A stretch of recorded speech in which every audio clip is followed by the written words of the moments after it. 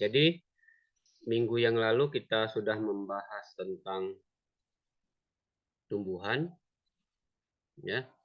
Jadi jaringan tumbuhan, jaringan meristem, dan jaringan permanen. Kemudian ada organ tumbuhan, akar, batang, dan daun. Kemudian dilanjutkan bunga, ya. Kemudian buah dan biji. Nah, hari ini kita akan meneruskan tentang jaringan hewan, ya.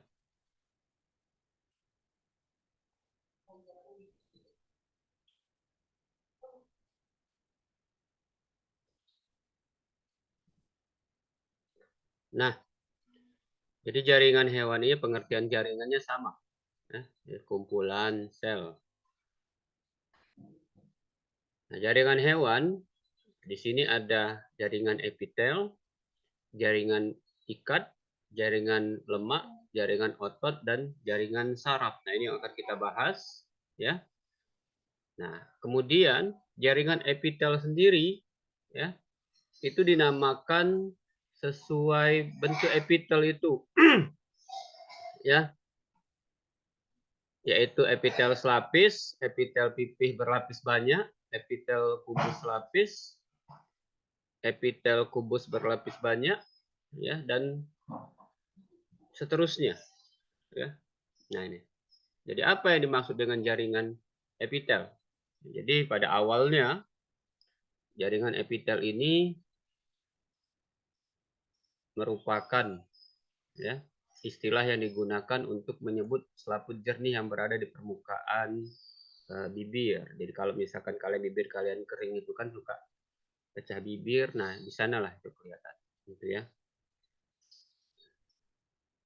Nah, jadi jaringan epitel itu adalah merupakan jaringan yang melapisi atau menutup permukaan tubuh organ, ya.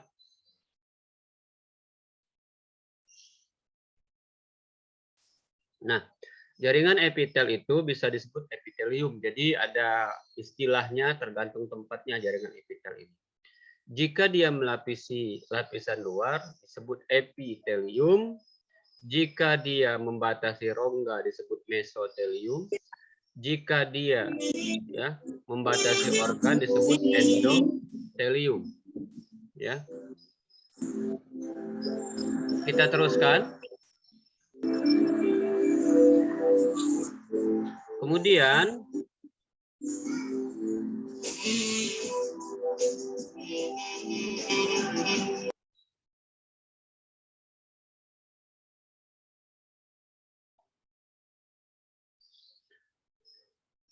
sifat umumnya itu adalah dia terdiri dari sel dengan batas yang jelas. Kemudian tidak ada pembuluh darah di dalam jaringan kapiler.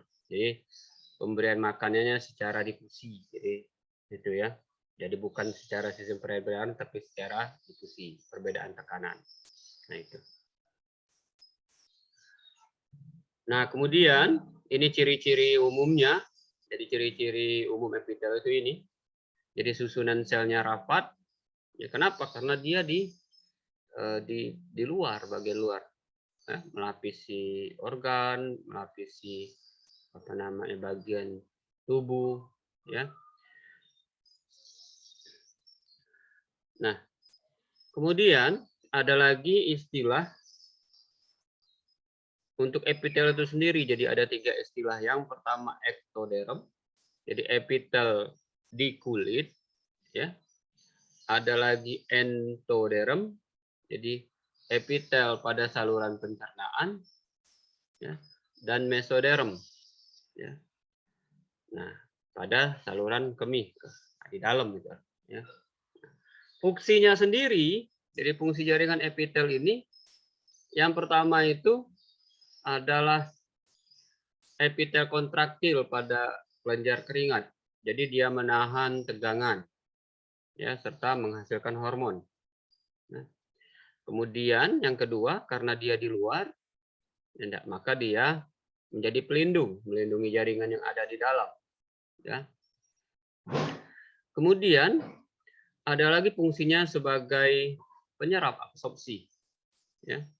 Kemudian fungsi berikutnya ini adalah filtrasi, penyaring pada ginjal, nekron ginjal, ya. Dan kemudian juga misalkan pada menjaga gerbang, ya, epitel alveolus, ya.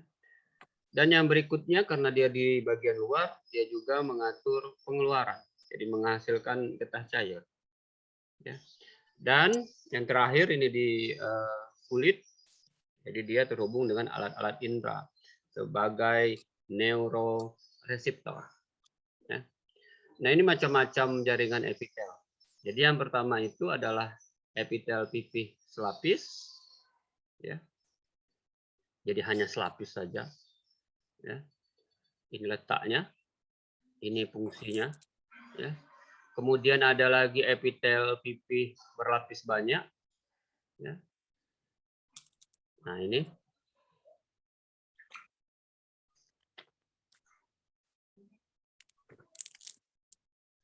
Kemudian lagi ada epitel kubus. Kalau epitel kubus ya bentuknya kubus, tapi cuma selapis, satu kubus. Ya. Nah, kemudian ada juga epitel kubus berlapis banyak. Ini. Ya. Berikutnya itu adalah epitel silinder. Jadi bentuknya seperti batang, ya. Lapis. Nah ini. Kemudian ada juga epitel silinder banyak lapis. Ya.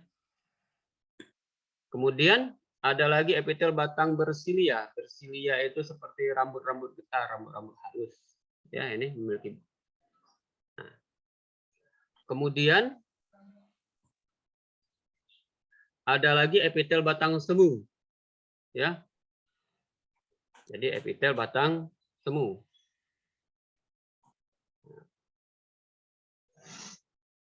Kemudian ada lagi epitel transisional. Jadi epitel transisional. Nah, kemudian jaringan epitelium penutup. Ya. Dan yang terakhir, jaringan epitel kelenjar. Jadi dia mensekresikan cairan kelenjar. Ya. Itu jaringan epitel. Yang berikutnya, ini jaringan ikat, connective tissue. Ya, jadi connective tissue. Nah, kenapa dia disebut sebagai jaringan ikat atau connective tissue?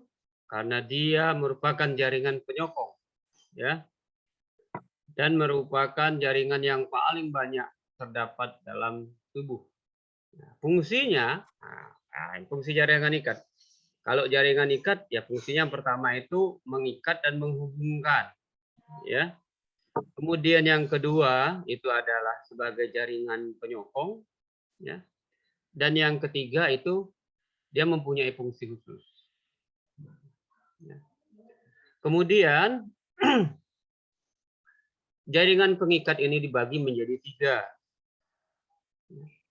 Ada jaringan pengikat sebenarnya, ada jaringan pengikat penyokong, pada kartilago dan tulang, dan ada jaringan pengikat dengan fungsi khusus, misalkan darah, limfe, dan lemak. Nah ini, jaringan ikat, ada matrik, ada sel. Ya. Nah ini fungsi jaringan ikat.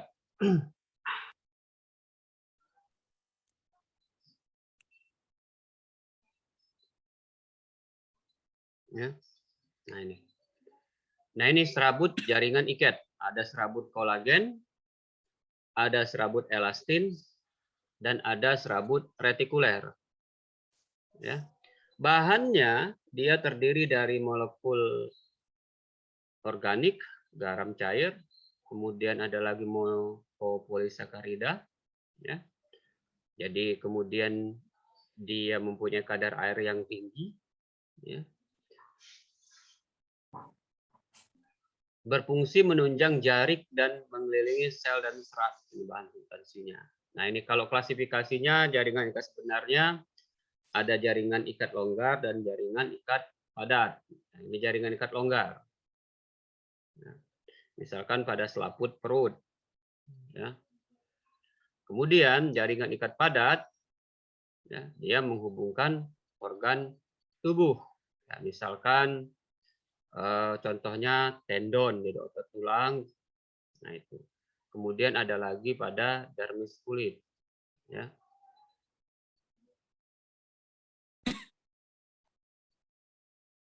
Yang berikutnya ini adalah jaringan lemak. Nah, kalau jaringan lemak mau enggak, ya dari namanya saja diketahui bahwasannya jaringan ini tersusun dari sel lemak. Ya. Jadi fungsinya dia sebagai bantalan pelindung organ. Yang pertama. Ya. Kemudian yang kedua, dia sebagai cadangan makanan. Dan yang ketiga, dia pengatur suhu tubuh. Jadi kalau misalkan orang yang kelebihan lemak, ya, jadi kalau misalkan ada gesekan tidak terlalu terasa. Kemudian kalau misalkan hari dingin, ya, jadi harinya di hari hujan atau dingin, maka jaringan lemaknya segera diaktifkan. Nah, itu, ya. Kemudian ada jaringan otot. Ada berapa? Nah, ini kalau jaringan otot ya. Nah, jaringan otot ini mempunyai sifat yang elastis, ya, dapat berkontraksi jika dirangsang, ya, dan akan menimbulkan gerak rangka, ya, aliran darah dan gerak jaringan yang lain. Nah ini ada berapa jaringan otot? Jaringan otot itu ada 3, ya. Yang pertama itu otot polos, yang kedua itu otot lurik, yang ketiga itu otot jantung. Ya.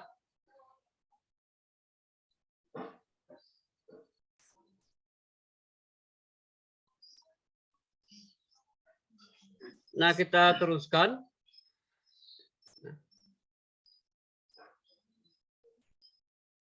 Jadi perbedaan antara otot polos, otot lurik, dan otot jantung itu ditentukan dari inti yang ada di sel, kemudian sifat kerjanya, kemudian reaksi terhadap rangsang, dan letaknya. Jadi kalau otot polos mempunyai satu inti, ya, pekerjaannya, sifat kerjanya itu tidak menurut kemauan, nah, reaksi terhadap rangsang itu lambat, ya. Misalkan pada dinding saluran tubuh, dinding pembuluh darah dan usus.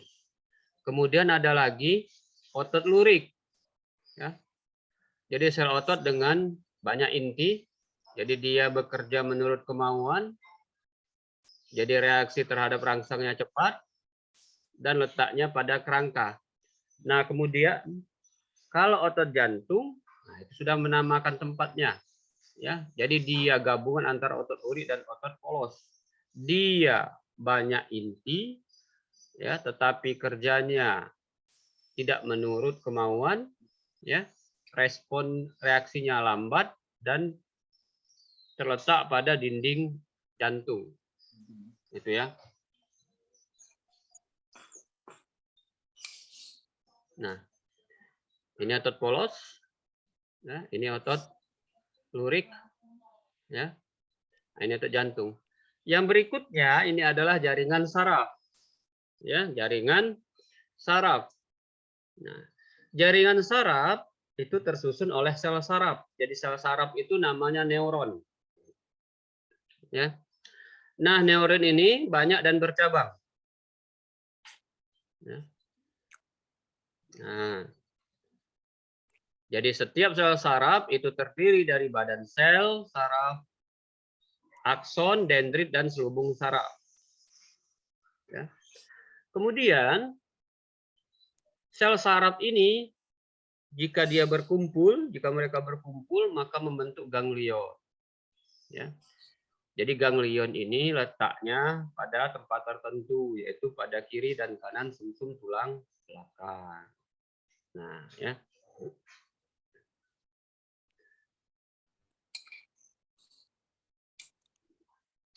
Jadi jaringan saraf ini terkoneksi dengan indera kita. Ya.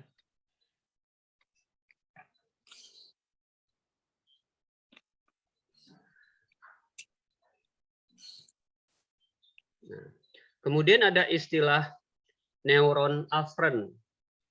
Ya. Jadi neuron afferent ini mempunyai nama sebagai saraf sensorik. Jadi dia tugasnya menghantarkan rangsang dari organ penerima rangsang itu ke pusat susunan saraf. Ya. Nah, jadi yang namanya penerima rangsang ini disebut sebagai neuron sensorik. Ya. Kemudian yang berikutnya itu adalah penghubungnya, yaitu neuron intermedier. Ya. Jadi yang menghubungkan neuron afferent dan neuron efferent itu disebut neuron intermedier. Dan yang terakhir ini adalah neuron efferent. Ya. Nah, pesan yang dikirim ini menentukan tanggapan tubuh terhadap rangsang. Ya.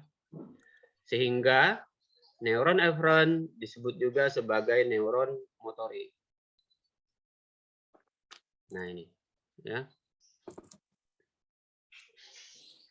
Nah, fungsi umum daripada sel saraf itu yang pertama adalah merespon perubahan lingkungan. Jadi iritabilitas. Jadi termasuk salah satu ciri makhluk hidup bisa adanya iritabilitas. Kemudian yang kedua, membawa impuls saraf. Ya, membawa impuls saraf ke pusat saraf maupun sebaliknya.